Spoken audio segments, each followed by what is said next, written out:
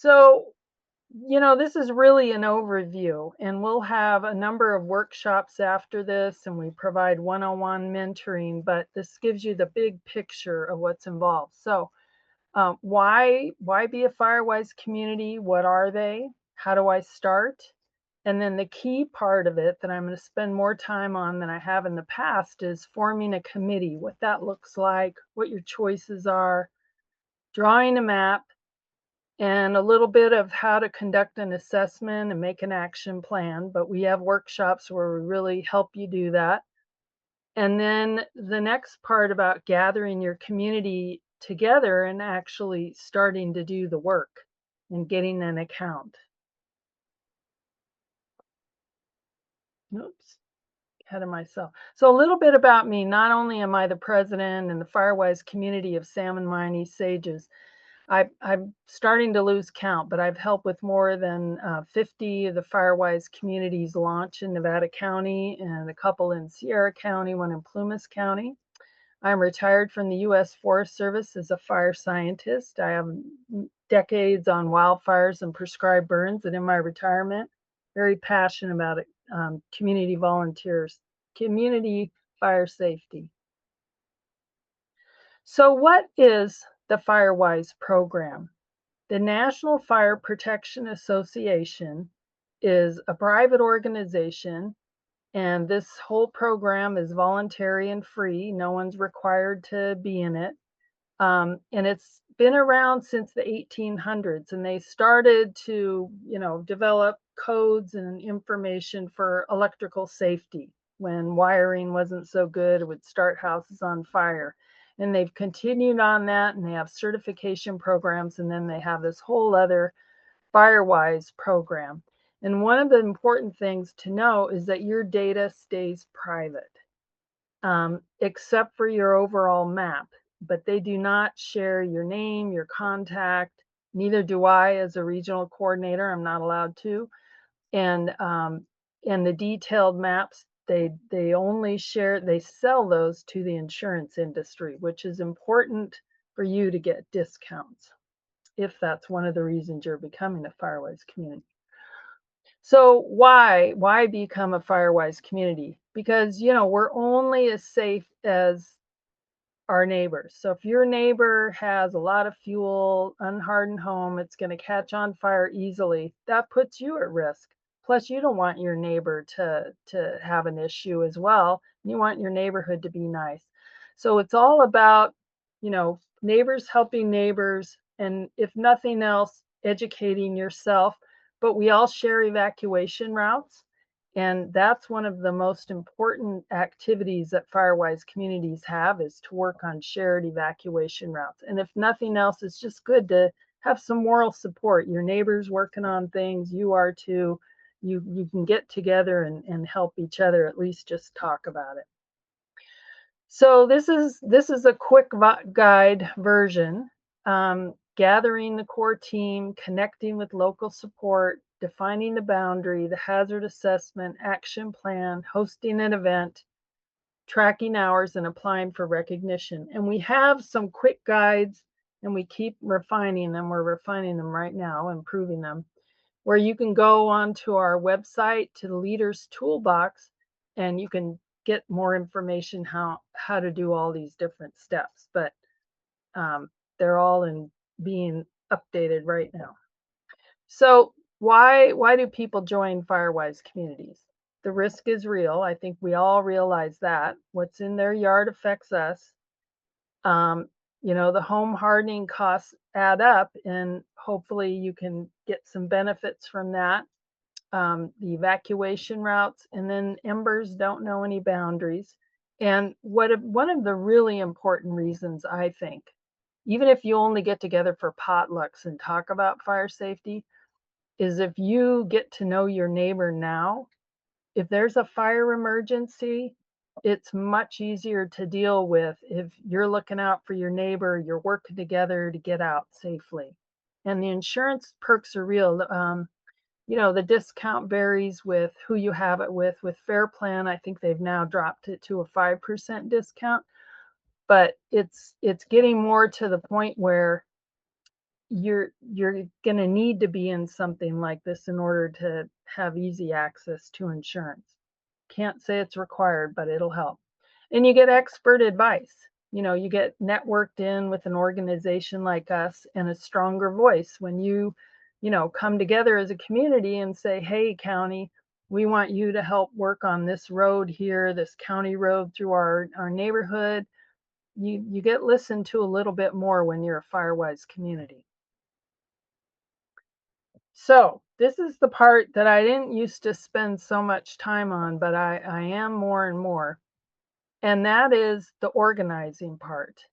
So, I used to tell people all you need are 3 people. Just get yourself and a couple of other people in your community. You need a committee of 3. And if you have a small informal committee that you meet a few times a year, you get it done, that can work. But sometimes that, it ends up just being on the shoulders of one person and people struggle, they don't get it done. So another way that people organize, and it's good to think of these things ahead of time, is that they have 3 to 5 people and they agree to meet regularly. And there's a number of Firewise communities that do that. On the other hand, some of them burn out because they have a monthly meeting and they're not always getting something done. So, there's pros and cons to all of these. I think one of the most effective organizations that I've seen are on the 2 bottom rows. For communities of various sizes, number 3 there, small, hierarchical, or one where there's established roles. So raise your hand if you're a people person. Jeff's not raising his hand. Oh, you are, Jeff. Okay. I kind of am, kind of not. Raise your hand if you really like data, computers. Okay. She can do it all here. And then what if you really only like to do work parties? Give you a shovel or a weed eater. There you go, Ron. We need people like you. So yep, Kendall there.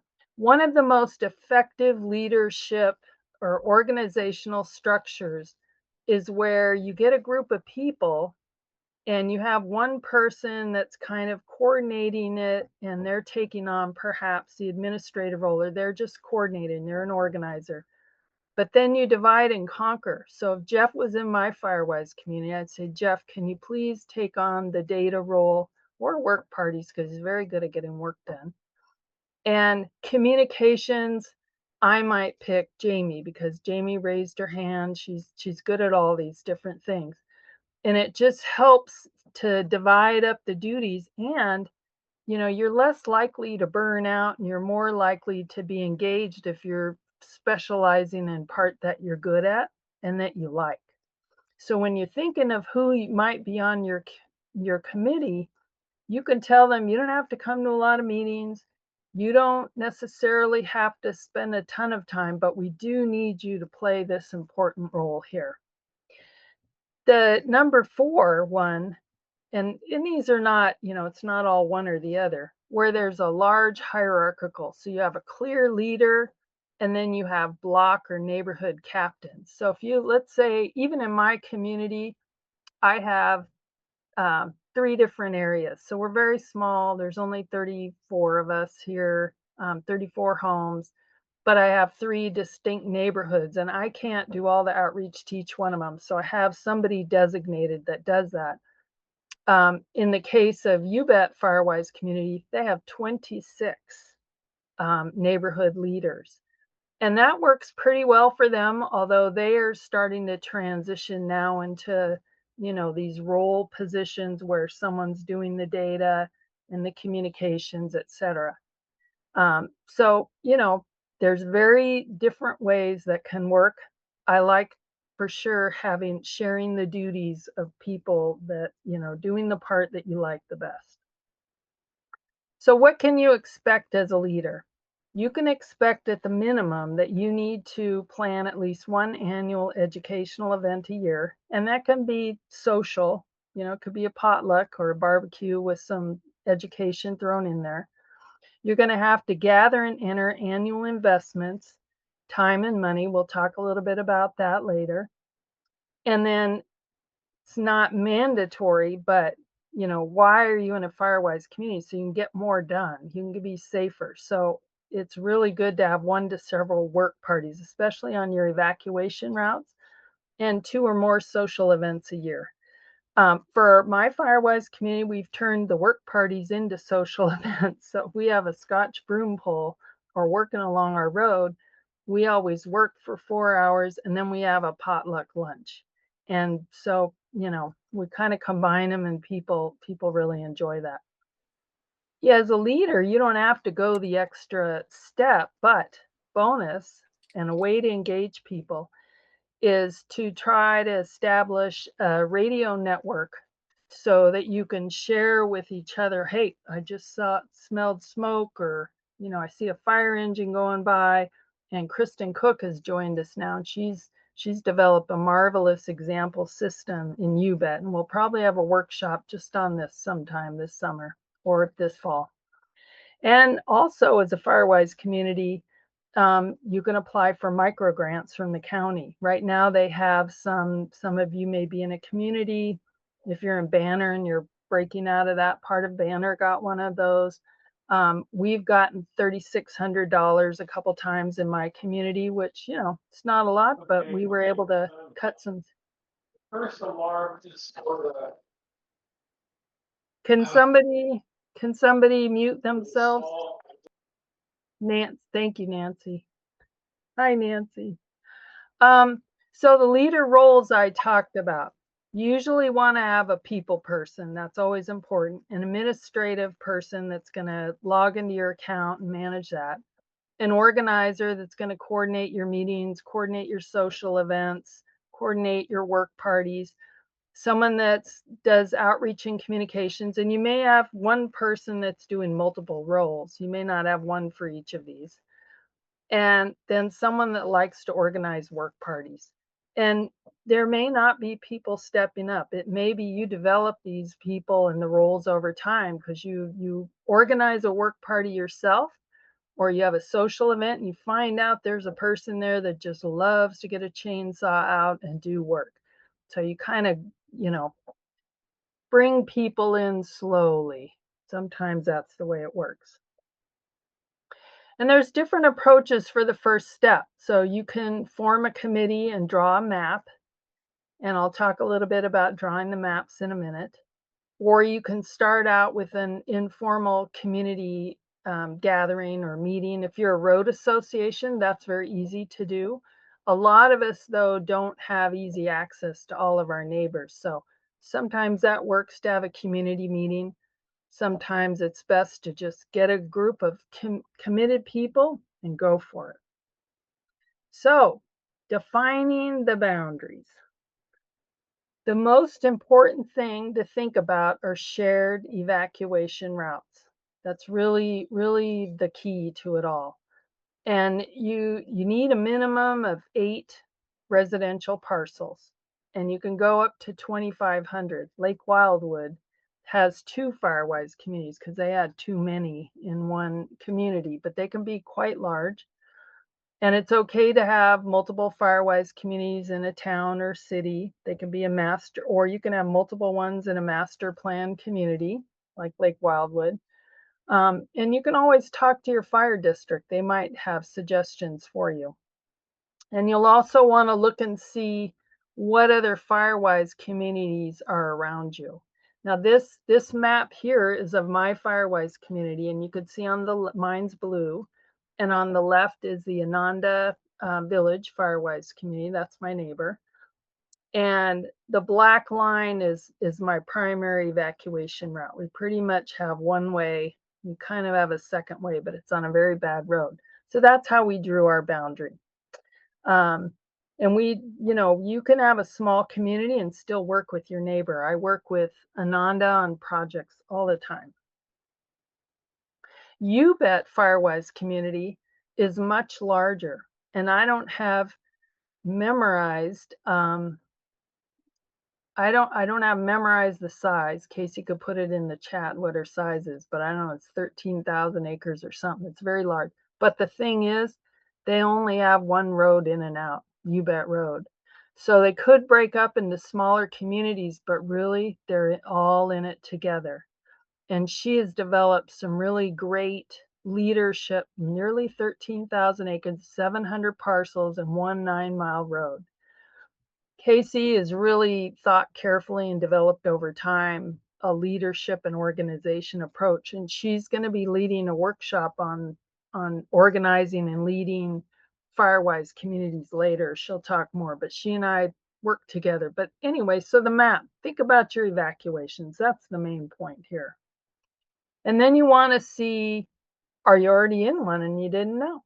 Or where are the ones near you? It could be you only thought of your small neighborhood, but if you just add one other road to the side, then you'll fill in a gap between two communities. So you can go to Nevada County and they have a map.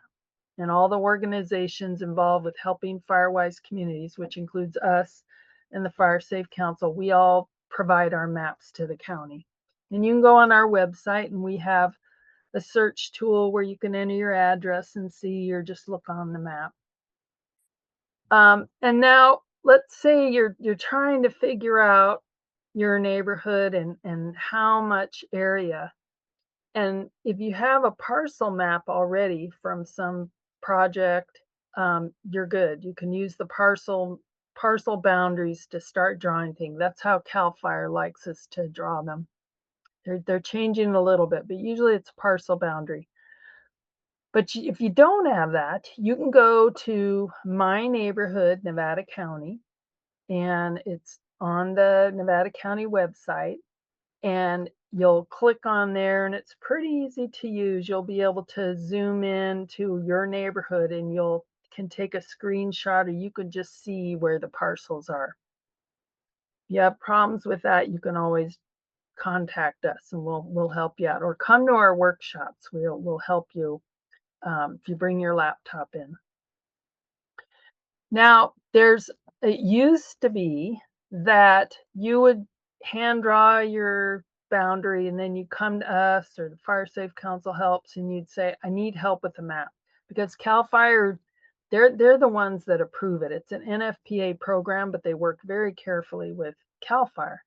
And so CAL FIRE is the one that'll look at your application, they'll look at the map, and they always want to see the parcel boundaries. They want to see the adjacent Firewise communities. They want certain things in their roads, scale.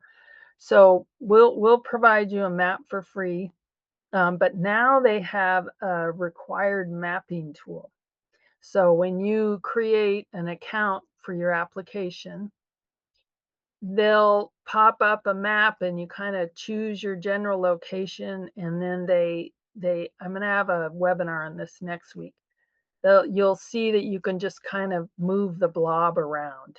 And you can add to a community, shrink a community using this tool. So that's a new option. I'm still waiting to see how well it works when you need parcel boundaries, because it doesn't have parcel boundaries yet. But they are working on making it so that organizations like ours can upload a professional map for you, and then it's all in there. And here's an example of one of the maps that we do. So this is for the Washington Hill Firewise communities, and we get information you need for the application, such as the number of parcels and then the number of developed parcels, which we use to estimate the number of homes, and the parcel sizes, etc. Now, the next part is, you know what? I have quizzes. Let's see, I might as well use these. Oh, I should have made Kristen Cook. Let's see.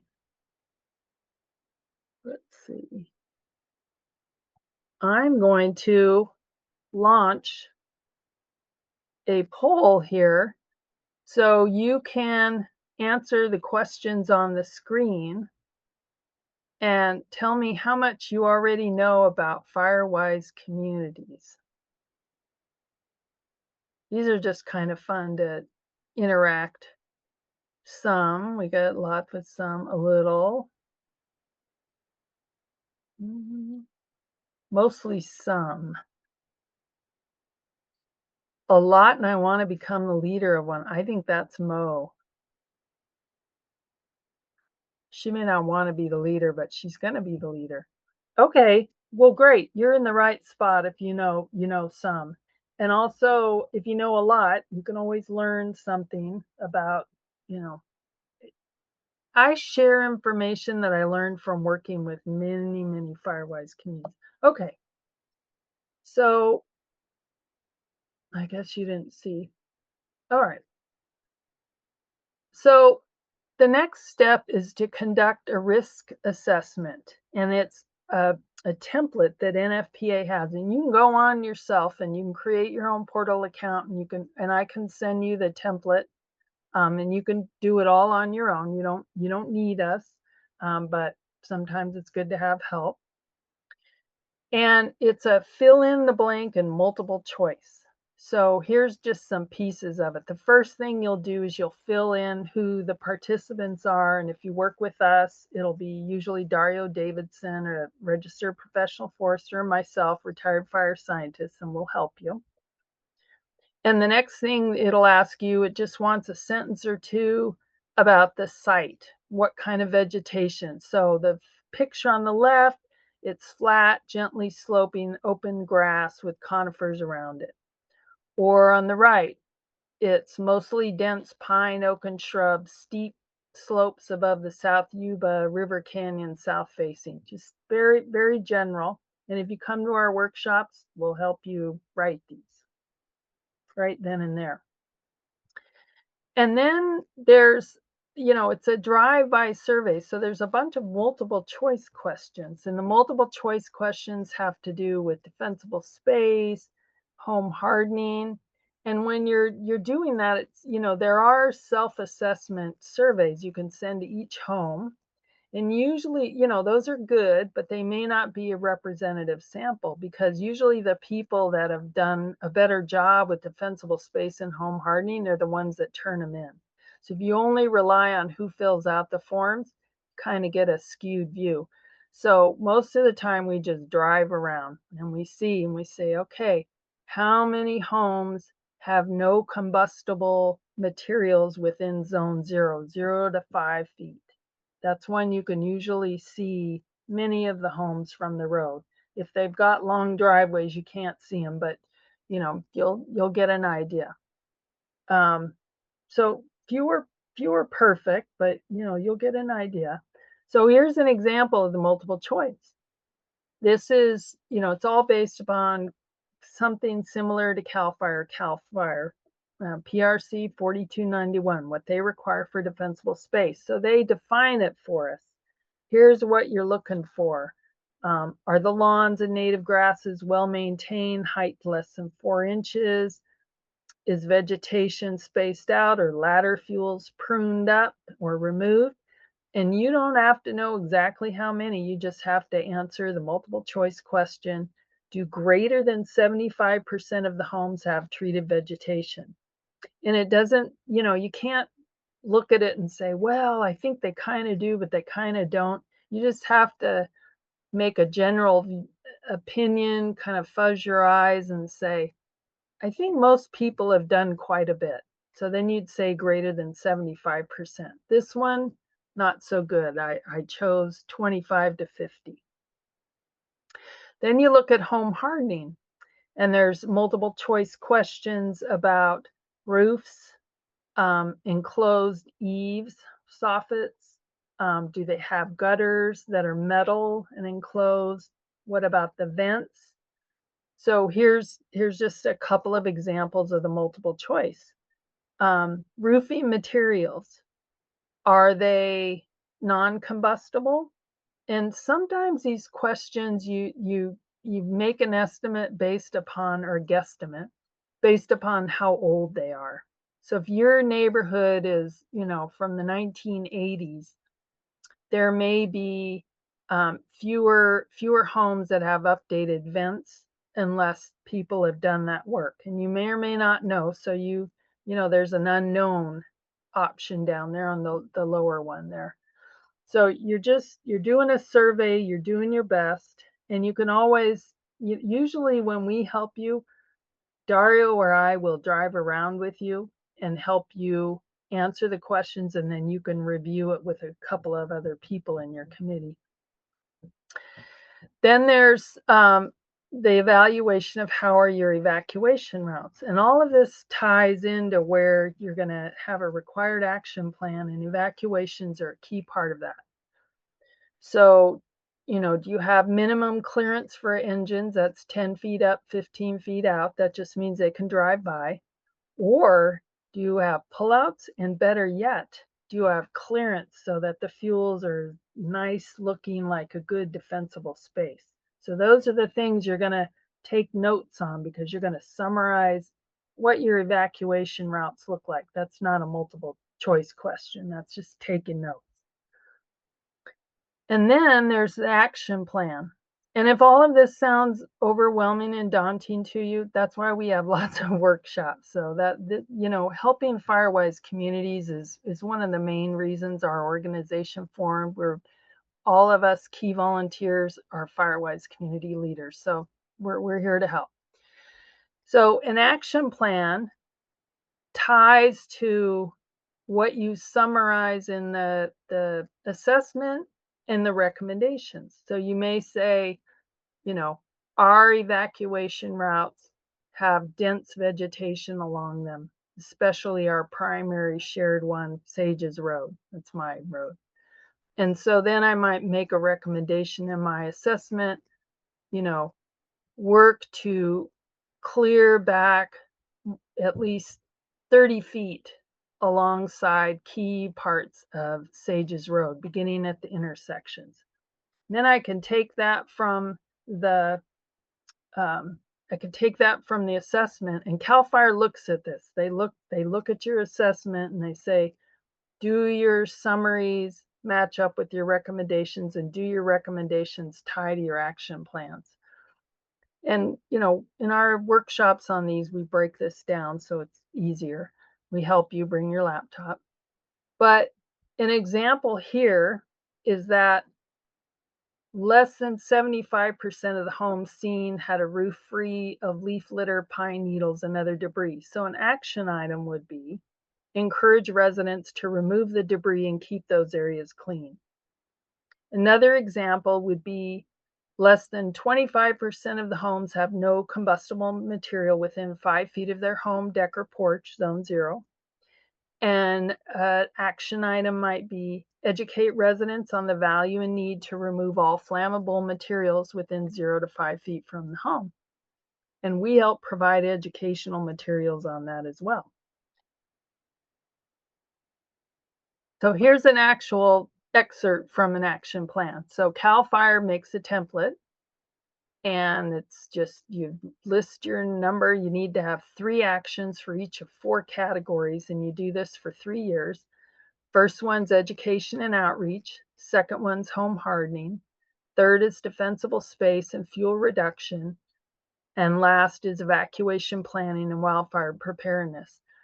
And I'll show you in a minute, you don't have to reinvent the wheel. There are great examples out there, so you can just copy and paste and then tailor it to your needs. So under education, here's an example: expand outreach for annual community meetings to increase attendance and continue to modify the meeting. Or number 2, continue and fine-tune monthly email newsletter educating residents on certain topics. You may say emphasize home hardening. Defensible space, CAL FIRE always, you will check a box that says, I don't have any actions that say I'm creating defensible space, because they will reject it and they'll say it's a law, you have to have it.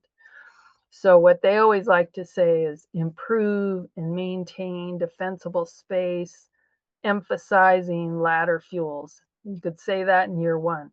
In year 2, you could say continue to maintain and improve defensible space, emphasize, increasing the spacing between trees and shrubs. So we have a whole set of examples you can use. And then for evacuation is maintain secondary evacuation routes on private roads.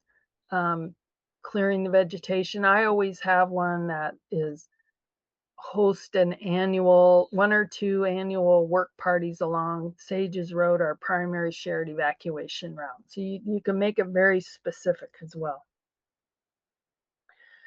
So there's just some more examples there. So Placer County came up with a great um, help aid guide. They have the 4 categories and it's 2 pages, and they have examples that you can just copy and paste. And some of theirs are very simple. So on the education on the left, on the bottom, host an annual outreach event. I usually add a little more detail to that, and I talk about the 3 things I want to emphasize in a particular year. So you don't have to reinvent the wheel. There's help out there. So the next step is to get a Firewise USA account.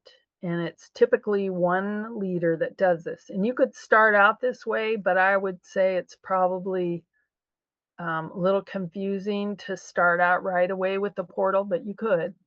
So it's free, doesn't take too long to do it. And once you've created your account, then you're going to upload your action plan, your assessment. You're going to enter a little bit of information about your profile, your community, how many parcels, or how many dwellings, what's your estimate of the number of people there. And then a key part, and I won't say it's always user friendly, but it's pretty straightforward, is every year you have to enter how many hours and how much money people in your community invested in home hardening, cleaning off their porch, cleaning off their roof, raking around the house, cutting ladder fuels, and how you're dealing with that material. Are you doing pile burns? How many? How many truckloads or wheelbarrows of green waste are you composting or you're taking to a green waste site? So CAL FIRE always wants to see a couple of those as well. And we have a whole nother workshop on this part. And Jeff Peach is an expert. He's made Google Forms. We show you how to make your own Google form. And here's what it looks like. Probably a little blurry here, but you'll get to the vegetation removal and you'll say, yes, I have one. And then it says, record the quantity of vegetation removed. And you say, how the heck do I know that? And as soon as you say you removed it, then it shows you this pop down menu on the right where it shows a leaf litter, lawn and leaf bag, pickup truck, dump truck, or dumpster. So I think, okay, I can estimate this. I know that we took 6 truckloads of branches we'd pruned along the road down to our neighbor's goats. True, this is how we deal with green waste in my neighborhood. And so you make an entry.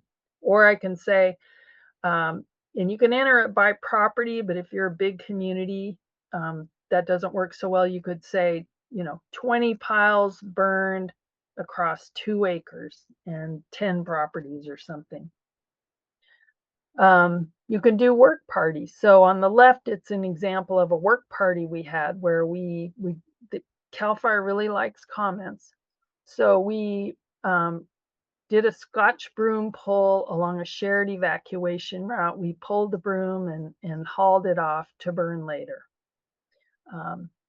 And so then we record the number of hours spent. So the reality is you only have to, well, go back here.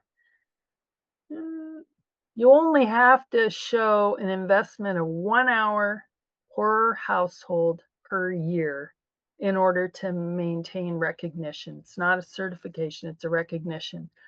But that's not the point of what we're doing, is to do the minimum. We're really trying to be safer. So sometimes it's kind of fun to show your community at a barbecue at the end of the year. Look how much work we all did together.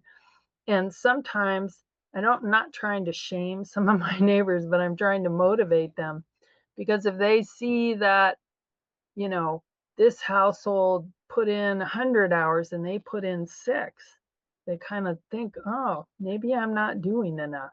So, you know, it's helpful. It's not just the minimum that we're doing here. It's really important to show accomplishments, and it feels good, feels safer when you've done it.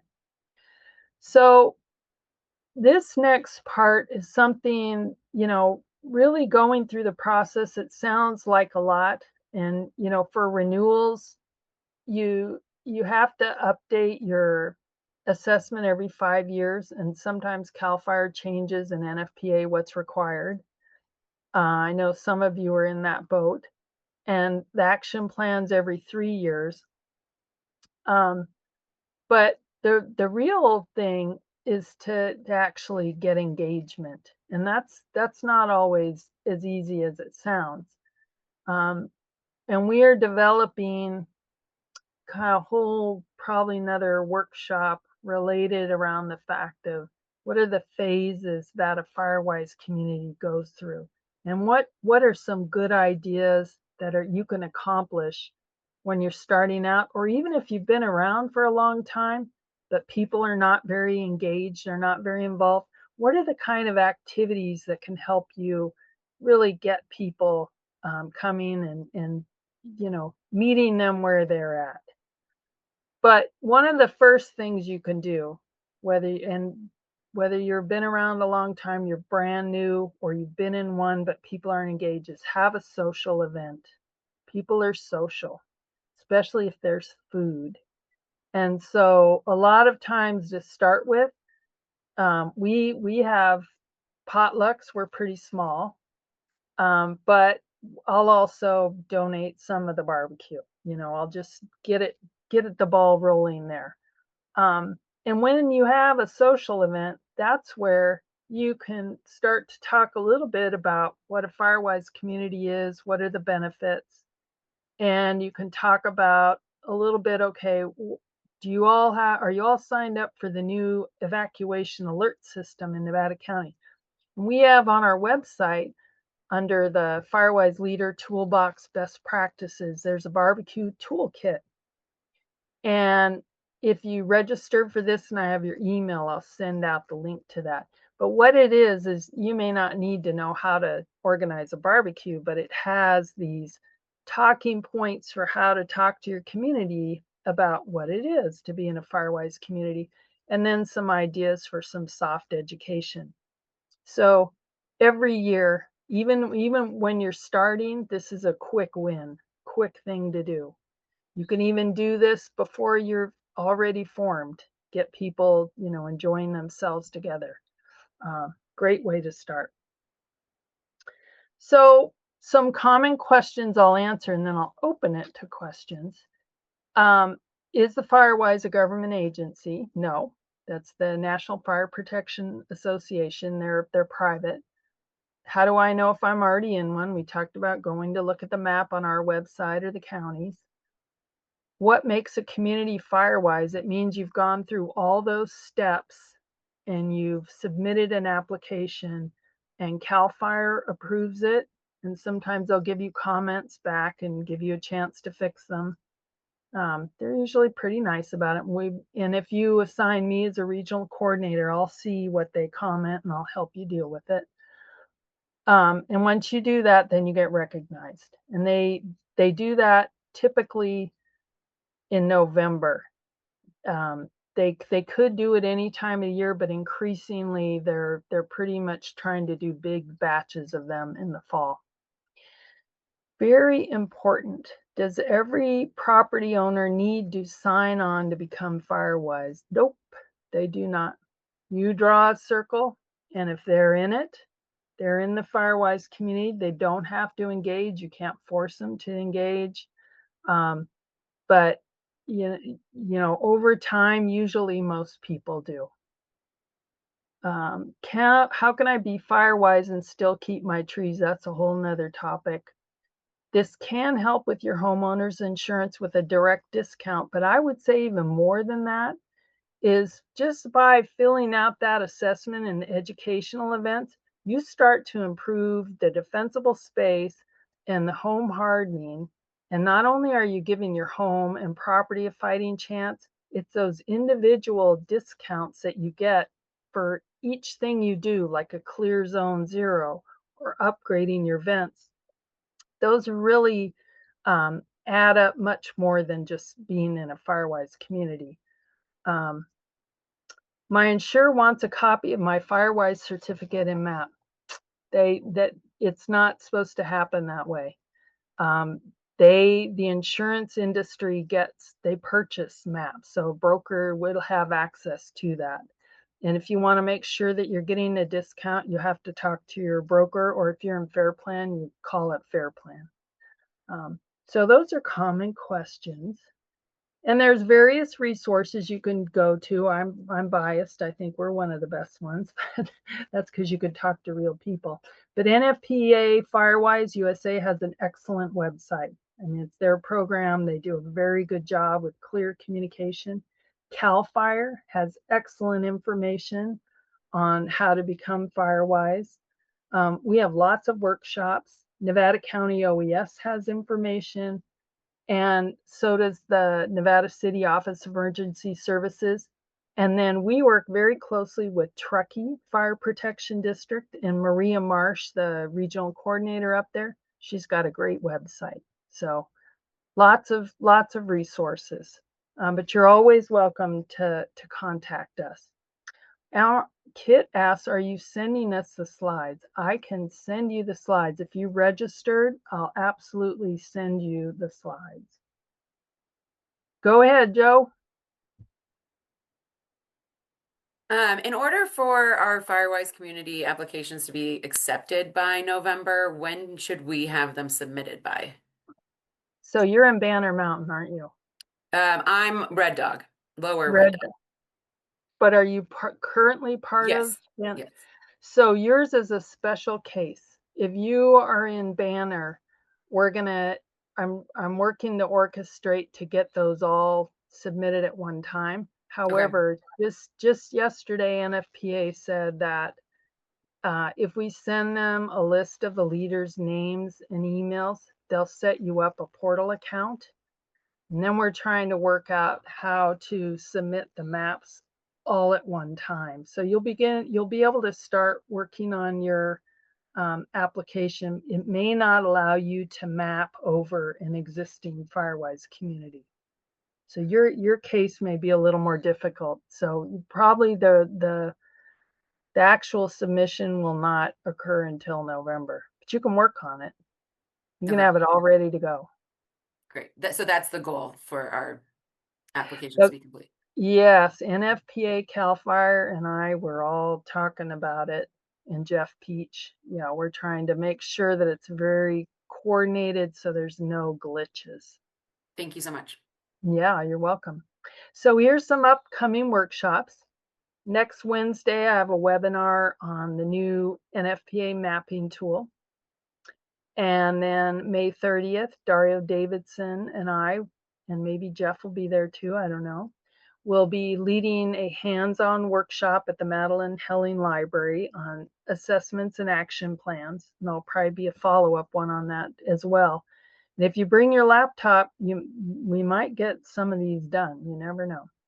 And then on May 31st, we are holding a Wildfire Ready Home workshop where we teach you how to use the Institute of Building and Home Safety checklist, which a lot of insurance companies are using now for discounts and some just to even get insurance. But it's a really good way to use the checklist yourself or to use it in your Firewise community. And if you want to learn more about it, and we're going to have a second training where you can learn how to do the advisory assessments for us.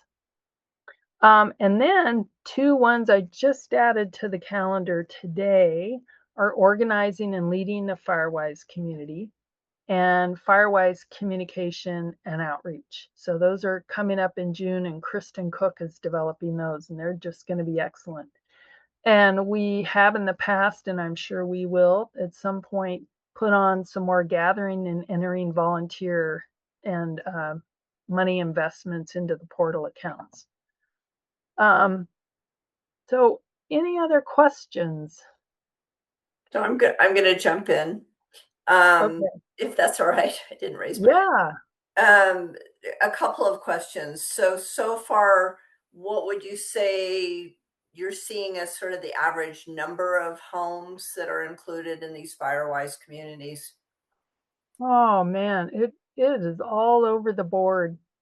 Um, What's the largest that you've seen being created?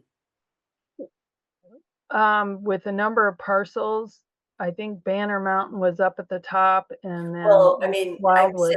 after we're dissolving Banner Mountain, so within the Banner Mountain division. Oh, what am I seeing so Yeah. far? I haven't looked at the counts. I think there was one that was 100 parcels or around there. Another that may have been around 40. Jeff might have a better answer on that. Yeah, I don't know. I don't have the specific numbers in front of me, but I think a lot of it goes back to that kind of geography issue that Joanne was talking about, as far as like, where's your evacuation route? You know, for example, when Maureen and I were talking about the new we're going to create, we sort of said, okay, if you turn onto Red Dog Cross to go home, you are going to end up in this community. So that was kind of our our basic rule when we put this together. It was kind of a logical geographic thing. So to say how many, it's hard. It's really hard to say. To me, a lot of it comes down to geography, and I think Casey made a point in the chat that you have to be careful. You don't want to, like, you can't. Cal Fire will not look on you great if you like leave one parcel, in a pocket that isn't in a community. So, Right. but there's two sides to that. Don't just start adding a bunch of stuff just because you feel guilty. So it's kind of it's a mixed bag. But to me, I think when you're creating that, you want to look at the geography, the evacuation route. Who are your neighbors? Do they all drive the same road? That sort of a thing. So, Right. And one of the numbers. things we ran into, though, is you have sort of your basic roads, and then you have those that just keep going and going, that start getting into those really large parcels. And I don't even know where their evacuation route is. Yeah. Well, So you it's know, hard to figure it out. some of those are important to include, because if you think about those outlying areas with big parcels, you want those people engaged and involved, because the work that they do out there, it's going to affect any fire coming from there where it's, more vegetated towards you. So having a variety of parcel sizes isn't necessarily a bad thing. It can be very challenging if you have undeveloped parcels where people are not there, but there are, increasingly ways to deal with that. So, parcel size, I think Casey had in the chat natural boundaries, and that's not always easy to make that determination, but we can help you. If you want to come show me your map, I'll take a look at it. Somebody's asking. Speaking Go of ahead. boundaries, can I ask, during our 3-year plan, can our boundaries change? And we're in Deer Creek Park, and it's 400 parcels. That just seemed like a lot, so we've arbitrarily cut that in 1/3 maybe. And there may be people who say, well, we're really close, can we be included? And if during the process of writing the plan and doing outreach, if those people want to jump in, can we change our boundary in that 3-year plan? So if you're not a community yet, or even if you are, once you hit that submit button, you can't make changes after that until the next year. And if you do make any changes, let's say you're an existing one and you want to cut off part you want to add, you have to redo or update your action plan and assessment in your application. So you have to redo everything.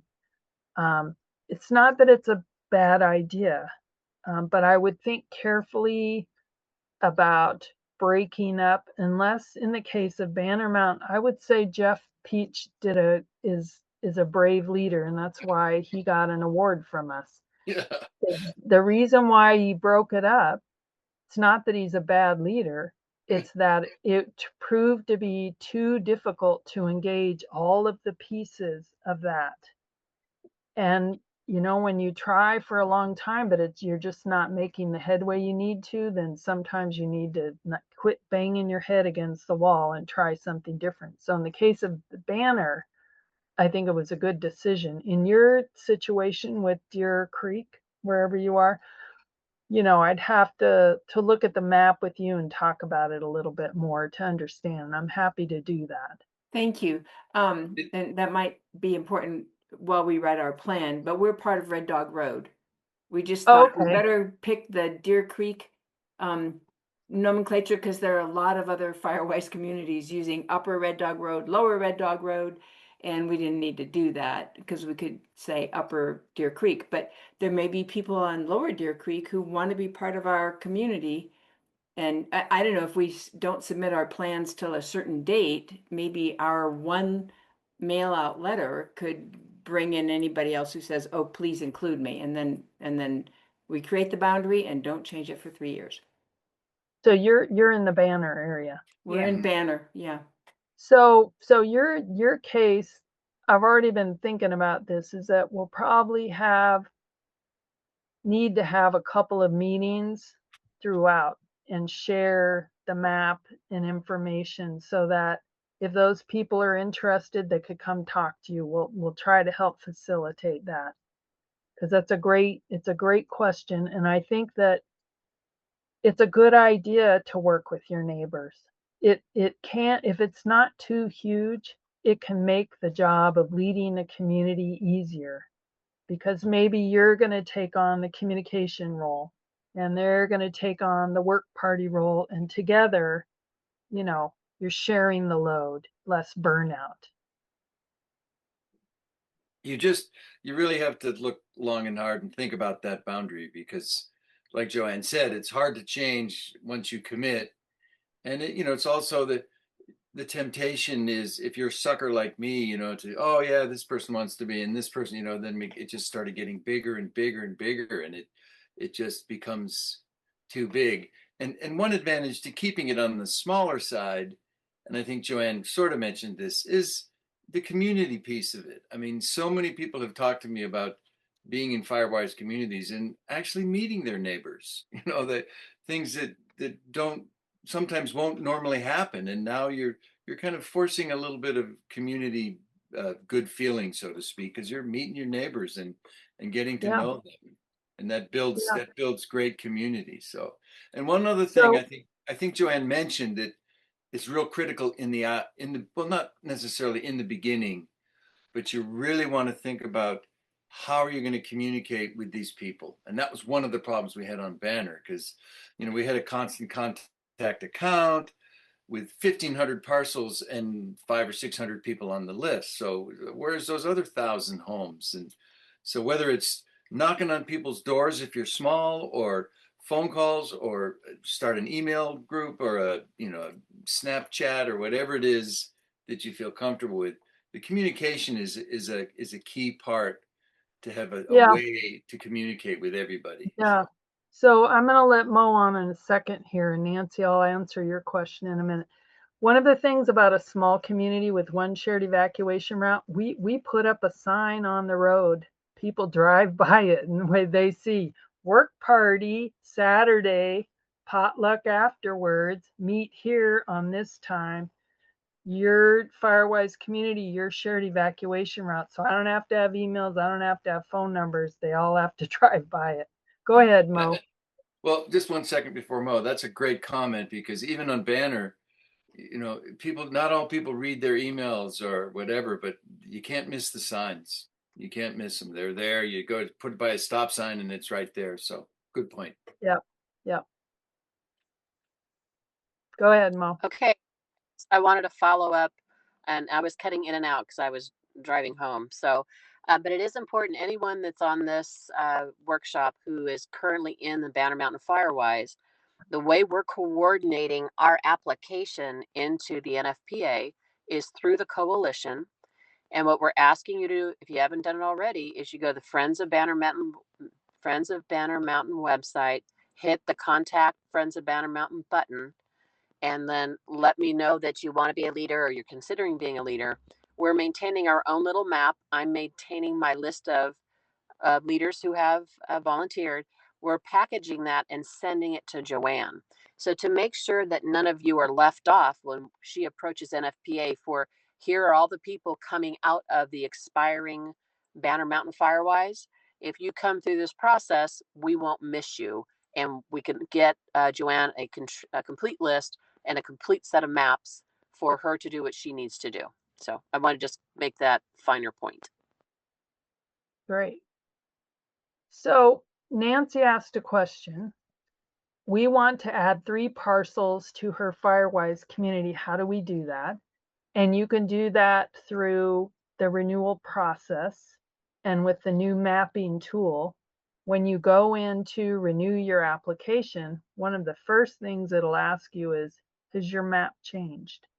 And you can mark yes, and then you can go in, and this is the part that I'm not sure how easy it is yet.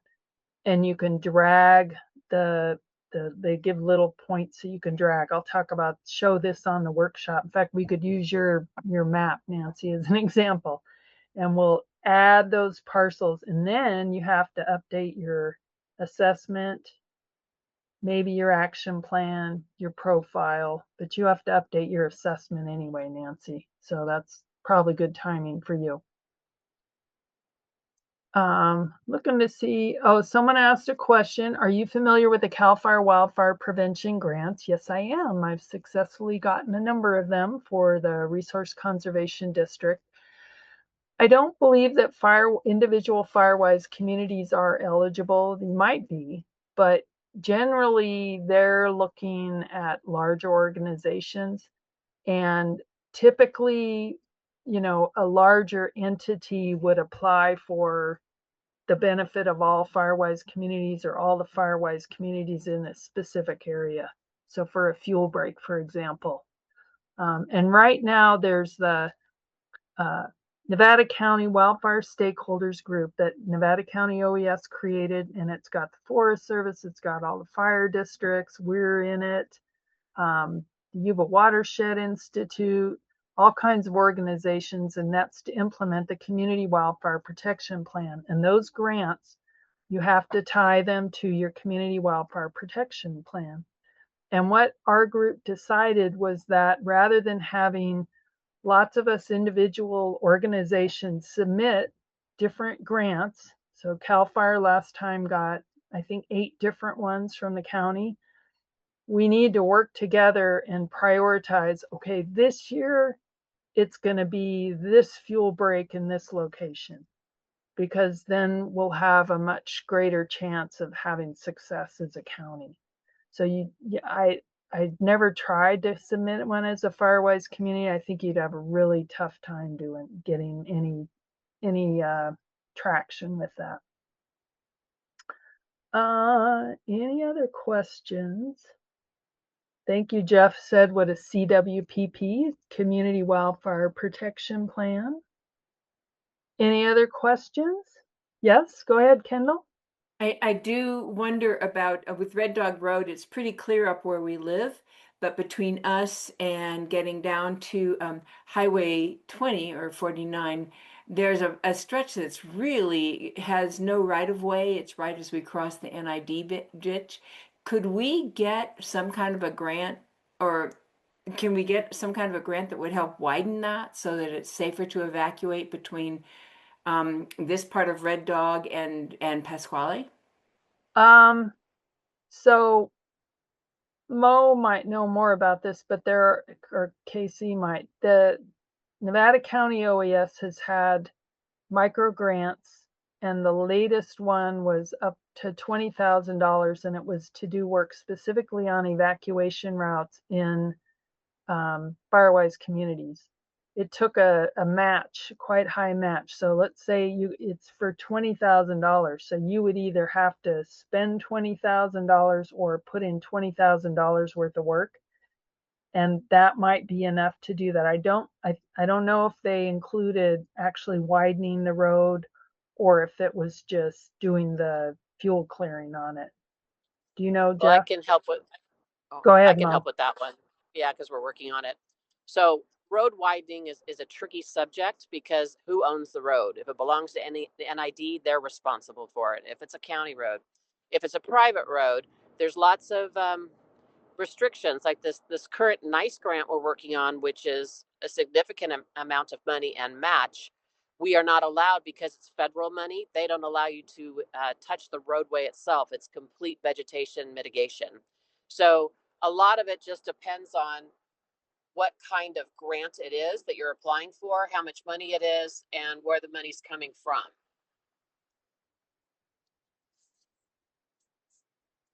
Yeah, someone just asked who's the contact for Nevada County OES for microgrants, and I don't think any are open right now. But Mo, do you have or Casey, is there a particular person at OES you would refer people to?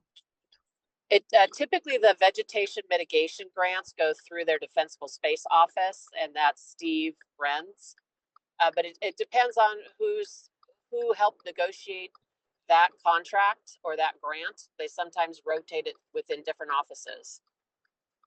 Okay, so I'm putting in the chat Steve's name or Alex Gertz, the forester. And what Casey put in the chat is it's true. When those come open again, they put widespread press releases out. And if you signed up for our newsletter, looking at our website, we'll be blasting it out as well, making sure they want to make sure people have an opportunity. And they also come to us, our organization, and they say, which Firewise communities do you think need green waste dumpsters? Or can you please send out a survey for green waste dumpster needs or chipping? So becoming a Firewise community and then having me as your regional coordinator, they'll come to us and we make sure we connect you. But you can also just contact them directly too. But for them, it's easiest to work with Firewise communities. That's a good point, because we've been contacted many times.